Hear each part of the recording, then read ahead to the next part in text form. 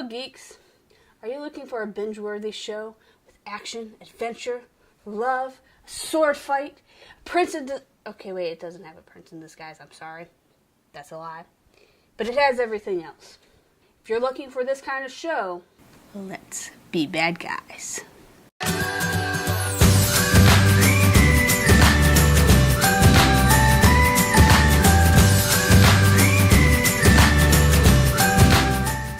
Now, if you haven't already figured it out, I'm talking about the show Firefly today. It originally aired on Fox in 2002.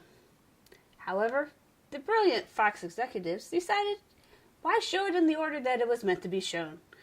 Let's mix it up. They not only mixed it up differently than it was supposed to be broadcast, they mixed it up differently from country to country. That is the first part of the confusion that was Firefly. The second thing that Fox decided to do is schedule Firefly when a majority of sports were being shown. So, once a week, the Firefly fans would go, be all excited, turn on their TV to find some sports. Yep, that was a thing. Because of these reasons, ratings were a little on the low side. So after 11 episodes, Fox is like, time's up, you're out.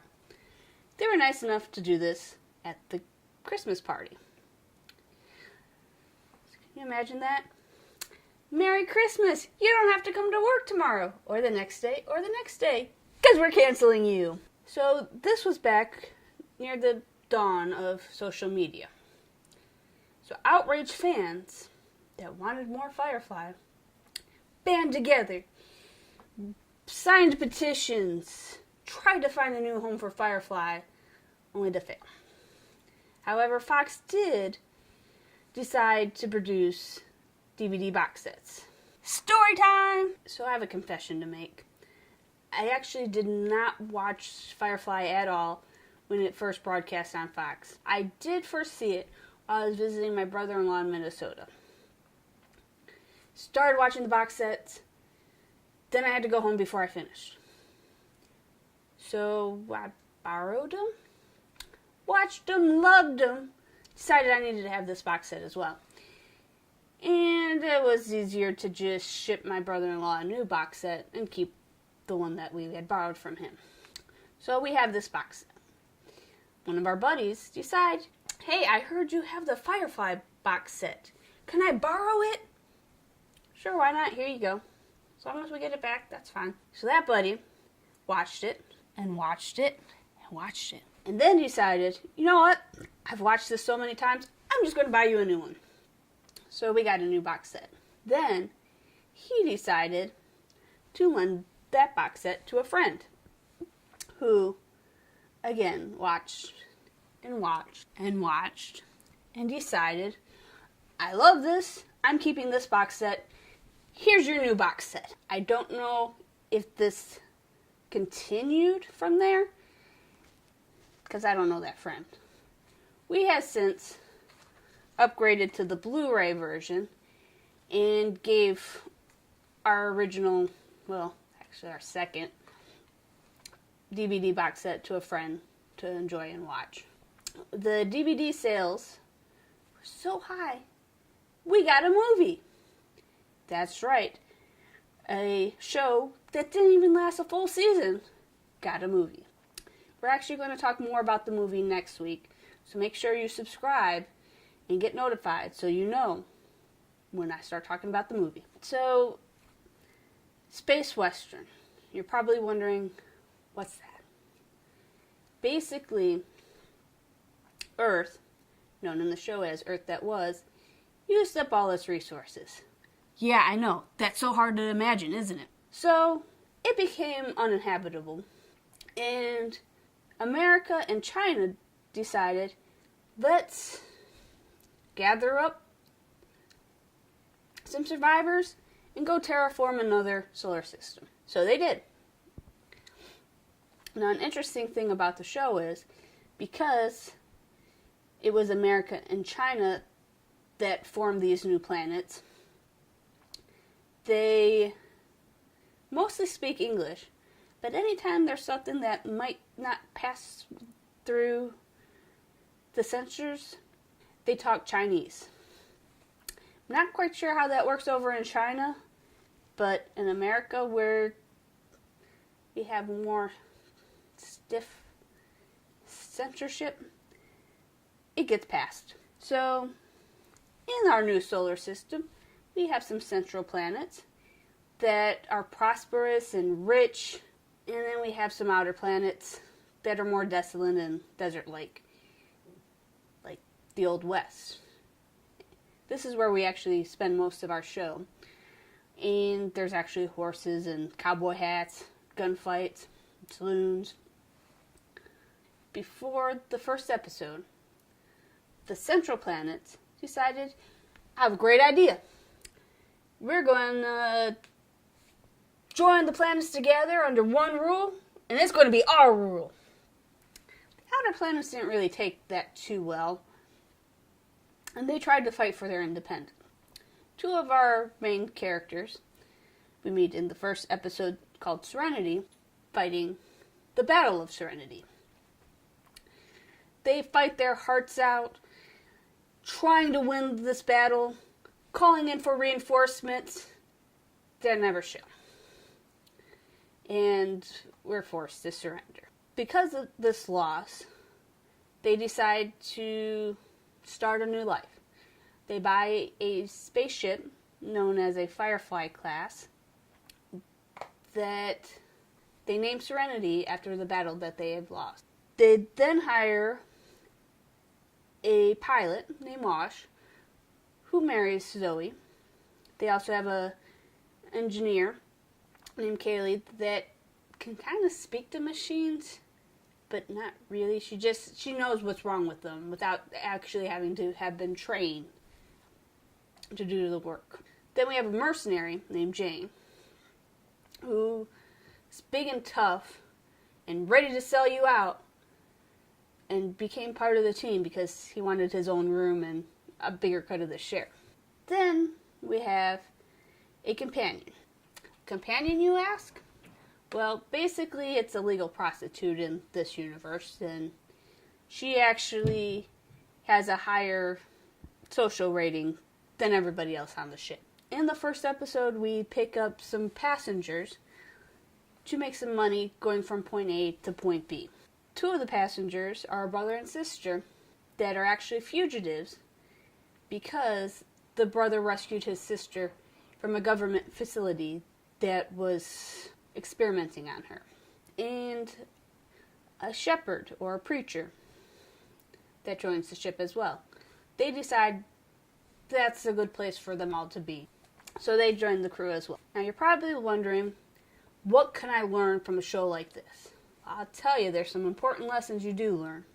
Such as, if someone's trying to kill you, you kill them right back. And there's a special kind of hell for child molesters and people that talk in the movie theater. And don't forget, you're too pretty to die.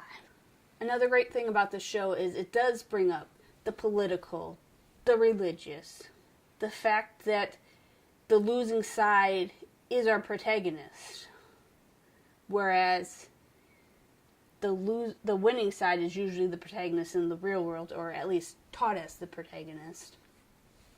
Which leads one to think, okay, how is the American Revolutionary War taught over in Europe, especially the UK? If you're from there and you're watching this video, let me know. Leave a comment in the comment section below or go to our Facebook page and let's start that discussion. I just think it would be interesting. Lastly, I would like to talk about the fandom of Firefly. It, because of social media, was able to bind together and become strong, basically. I remember one of the first Dragon Cons I went to that had Firefly guests.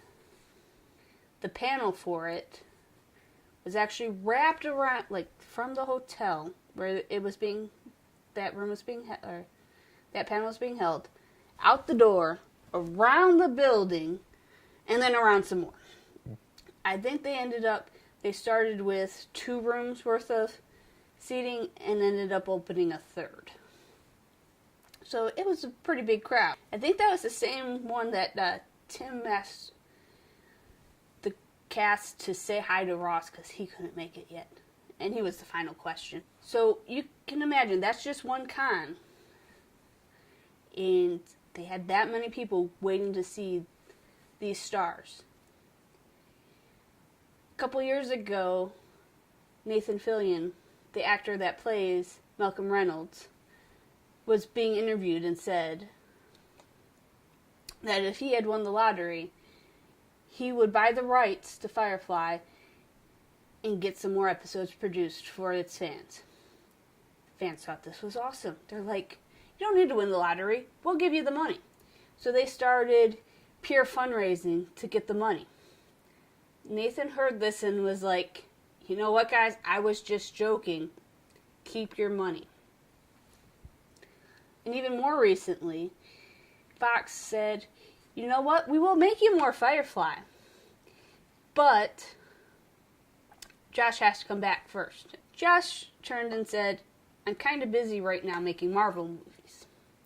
However, I think it was more of a, Fox, you keep canceling all my shows before they should be canceled. I think it might have been a mix of both. But Marvel is currently owned by Disney. And Josh is working for Marvel. Disney is working on a merger with Fox, which means Disney may own the rights to Firefly soon. So, if anybody from Disney is watching this, you already have Josh working for you. You might as well give us some more Firefly and make some extra dough. I hope that gets you to want to watch Firefly, because I know you'll enjoy it at least as much as I do. Maybe even more. And we'll be talking about the movie next week. If you're already a Firefly fan and you try saying that 3 times fast, and you're watching this still, let me know what your favorite episode is down below. My favorite episode is Janetown. Anytime I'm like, I need to watch me some Firefly, that's the one I turn to. I just find it interesting seeing a show or seeing an episode about this mercenary that will stab his brother in the back for some cash, being and kind of becoming a hero to a town. It's kind of an accident, but still, hey, it was awesome. It's my favorite episode. It's got a great song. Makes me want to go to that crappy town where I'm a hero. So let me know below if you haven't watched Firefly. Let me know what you're most excited about. The action, adventure, romance. Let me know below. And remember to hit that subscribe button and notification so you'll know next week when I talk about Serenity. I'll see you then. Well, actually, I'll see you tomorrow for Destroying Technology. We'll see Tim Monday, and we'll see Sinclair Wednesday. Have a good weekend, everybody.